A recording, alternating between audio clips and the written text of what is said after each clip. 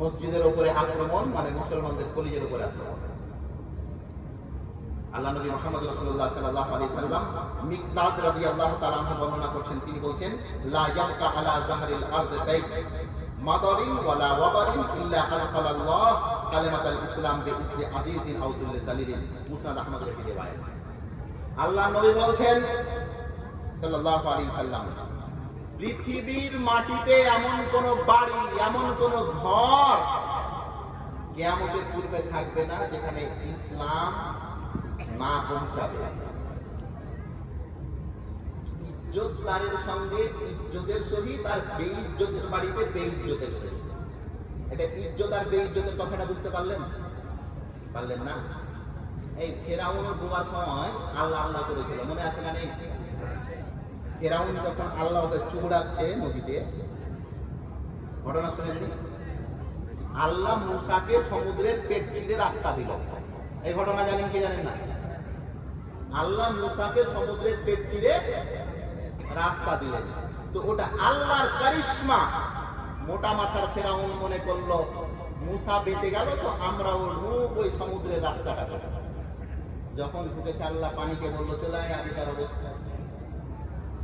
ফেরাউন যখন ডুবে মরছে, কোরআন মাজিদে সূরা ইউনূসে আল্লাহ বলছেন, ফেরাউন ডুবার সময় বলছে আমানতু আন্নাহু লা ইলাহা ইল্লাল্লাযী আমানাত বিহি বানু ইসরাঈল ওয়া আনা মিনাল মুসলিমিন। ফেরাউন শেষ অবস্থাতে আল্লাহকে বলেছিল, আল্লাহ আমি কলমা পড়ে মুসলমান হয়ে যেতে চাই। কি করে? খেলার নাম বাবাজি না? মরার সময় শরবত পান করে লাভ হবে ভাই? বলেন, মরার সময় শরবত পান করে লাভ হবে? ওটা তো আপনি 50 টাকা কিলো মৌসুমি। মৌসুমি একটা ফল, কত টাকা কিলো? 50 টাকা কিলো মৌসুমি। একদিনও 1 কেজি নিজের বাপের জন্য নিয়ে গেলেন না, আর বুড়া আজকে মরতে বসেছে, তো 10 কেজি মৌসুমি নিয়ে আপনার স্ত্রীকে বলছেন ভর খালি মুখে, আর ঘোরা হবে যে ভিতরে আল্লাহ তালা মেরে দিয়েছে, ও কলসা দিয়ে উঠে। মরার সময় শরবত পান করে লাভ হবে না ভাই। মুসা বেঁচে গেল, ফেরাউন ডুবে মরল। ফেরাউন আল্লাহ বলেছে, আল্লাহ আমি কলমা পড়তে চাই। আল্লাহ বলছেন আল আন ওয়াকাদ আসাইতা ক্বাবল ওয়া কুনতা মিনাল মুফসিদিন। ওই ফেরাউন, ও কলমা টলমা তোর আর কবুল করা হবে না, তুই ফাসাদকারীদের অন্তর্ভুক্ত। এর জন্য আমরা বলছি ইসলাম ইজ্জতের সহিত ইজ্জত আলাদের জন্য, আর বেইজ্জত আলাদের জন্য বেইজ্জতদের সহিত। আমি বলছিলাম তরুণ এবং যুবকদের ইতিহাস বলতে গিয়ে আপনাকে কানিয়ে আসছিলাম। মুসাইব বিন উমাইর মক্কার জীবনীতে মাত্র 13 বছরের ছেলে। কত বছরের? 13 বছরের যুবক মুসাইব বিন উমাইর। নবী মুহাম্মদ রাসূলুল্লাহ সাল্লাল্লাহু আলাইহি সাল্লাম দাওয়াতের কাজ করছেন মক্কার মাটিতে। মুসাইব বিন উমাইর আল্লাহর নবীকে দেখেছেন গুনগুন করে কোরআন মাজিদ তেলাওয়াত করতে। আল্লাহর নবীকে এই 13 বছরের জওয়ান, দেখতে সুন্দর, চুলগুলো বাঁকা বাঁকা, সুন্দর একজন সুদর্শন যুবক তরুণ আল্লাহর নবীর কাছে এসে বলছেন, চাচা আপনি যেটা পড়লেন ওটা আমি পড়তে চাই। আল্লাহ নবী বললেন, এটা তো কোরআন মাজিদ, মুসলমান না হলে পড়া যাবে না। সে মুসলমান হয়ে গেল সেখানে। মুসাইব বিন উমাইর 13 বছরের যুবক আল্লাহর নবীর হাতে ইসলাম কবুল করলেন। আর তার ভূমিকা এটা ছিল, তার ফ্যামিলি ব্যাকগ্রাউন্ড, তার পরিবার, তার মা বাপ এত ধনী যে আরবে এত ধনী কেউ ছিল না। একটা পোশাক কয়দিন পরেন আপনারা? না টানা হওয়া অব্দি তোকে ছাড়েন না। হ্যাঁ, একটা সোয়েটার মানুষের 7-8 বছর যায়, আর বাপ হলে আরো বেশি দিন যায়। বাপ হলে কি আরো বেশি দিন যায়। আর ওই যে ফোরটেন্টে ছেলেগুলো আছে ছিঁড়া প্যান্ট পরে, যারা ওই বিড়ি খেলা দিচ্ছে জালসাতে, আপনি কি মনে করেন সবাই জালসা শুনতে এসছে? কিছু আজকে এসছে সেটিং করে, ওদিকে হ্যালো আর এদিকে হ্যালো। নাউযুবিল্লাহ, আস্তাগফিরুল্লাহ। জালসা কমিটিকে শুকরিয়া। 3 বছর ধরে আপনারা জালসা করছেন, 3 বছর ধরে আমাকে ডাকছেন। 3 বছর পূর্বে দেখেছিলাম এই জালসার কি অবস্থা ছিল। আলহামদুলিল্লাহ 3 বছরে আমি বলেছিলাম মেলা বন্ধ করো, এবার হয়েছে আলহামদুলিল্লাহ বন্ধ হয়েছে। এর জন্য গ্রামবাসী প্রচেষ্টা যদি করে অবশ্যই হবে না। আজকে বাহানাবাজি করছে, মেলা ছাড়া জলসা হয়, এলাকায় লোহরপুরের চাইতে বড় মাদ্রাসা আছে নাকি? কেন মেলা জলসা হলো? নিয়াত করে, কে বলেছে হবে না?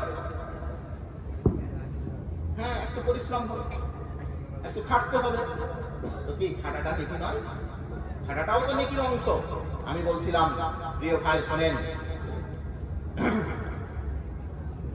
ফেরাউন আল্লাহকে বলল মরার সময়, আল্লাহ আমি কলমা পড়ে মুসলমান হয়ে যেতে চাই। আল্লাহ পাক রব্বুল আলামিন তার কবুল করলেন না। মুসাইব বিন উমাইরের ঘটনাটা শুনেন। মুসাইব বিন উমাইর 13 বছরের যুবক, আল্লাহর নবীর হাতে মুসলমান হলেন। তার ফ্যামিলি ব্যাকগ্রাউন্ড এমন ছিল, একটা জামা একটা পোশাক 3 দিনের বেশি পরতেন না। কয়দিন আছে কোনো মাধ্যমে জাহি দেখা যায় যে 3 দিনের বেশি একটা জামা পরে না? মুসাইব বিন উমাইর এত ধনাঢ্য পরিবারের ছেলে, যে সেন্ট ব্যবহার করতেন ও রাস্তা দিয়ে হেঁটে গেলে বোঝা যেত যে এই রাস্তা দিয়ে মুসাইব হেঁটে গেছে। কেন? তার এত দামি সেন্ট। এইরকম একজন তরুণ, এইরকম একজন যুবক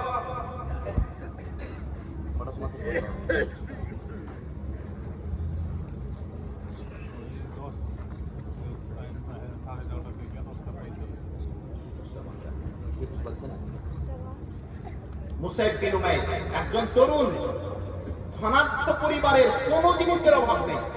প্রফেসর আসাদুল্লাহ গালিব স্যার লিখেছেন তার দেহরক্ষী ছিল 200 জন। এক একটা পোশাক পরতেন 6 থেকে 7 হাজার টাকা দামের। ইসলাম কবুল করলেন, তার মা বলে পাঠালো, বেটা তুমি যদি মুহাম্মাদের সঙ্গ না ছাড়ো, তুমি যদি ইসলাম না ছাড়ো, তাহলে তোমার এই যে লাইফ স্টাইল, এই যে তোমার পোশাক আশাক, এই যে তোমার দুনিয়াবী জীবন, এই টাকা পয়সা সব তোমার কেড়ে নেবে। এক বাক্যে মুসাইব বিন উমাইর তার মা বাবাকে বলেছিল, মা তোমার এই অর্থের প্রয়োজন নেই, যেই ইসলামকে পেয়েছে ইসলাম ছাড়ার কোনো বিষয় নেই। প্রিয় ভাই, যে যুবককে তরুণ, একবার ভেবে দেখো, কোন জীবন যাপন করছো? এই জীবন ইসলামের প্রয়োজন, তোমার রক্তের প্রয়োজন, তোমার শ্রমের প্রয়োজন, আরে তোমার সময়ের প্রয়োজন ইসলামে। আর তুমি আজকে মোবাইলে রাস্তাঘাটে মহিলাদের পিছনে আছো। নাউজুবিল্লাহ, আস্তাগফিরুল্লাহ। আরে যে বেটি ছেলেকে তুমি যদি 15 দিন না ফোন করো, আর একজনা ওয়েটিংয়ে থাকে না? আর একজনা কি থাকে? ওয়েটিংয়ে থাকে। আরে এই মহিলাকে বিশ্বাস করছো, যেই মহিলা ইউসুফকে ফাঁসিয়ে দিয়ে বলেছিল, দোষ ইউসুফেরই আমার দিকে হাত বাড়িয়েছে, বলেনি? তুমি মোটরসাইকেল ঘুরছো তো, এখানে পুলিশ ধরো, তোমাকে বলবে আমি চিনি না। আমি কি বলবে? আমি চিনি না। হাজারোটা ঘটনা এরকম ঘটে। আর আজকে তুমি বলছো জান, ওই জানি আপনি আমার জান দিন। ফোনে ফোনে বললে তুমি সিগারেট খাচ্ছ জি, আমাকে সিগারেটের গন্ধ নিতে পারি না। তুমি মদ খেছো জি, মদ খাওয়া ছেলেকে আমি ভালোবাসি না। আল্লাহর কসম, যেই মেয়ের জন্য তুমি আজকে সিগারেট ছেড়েছো, মদ ছেড়েছো, যেই দিন ওই মেয়ে ছেড়ে যাবে, সেই দিন পাটটা গাঁজা করে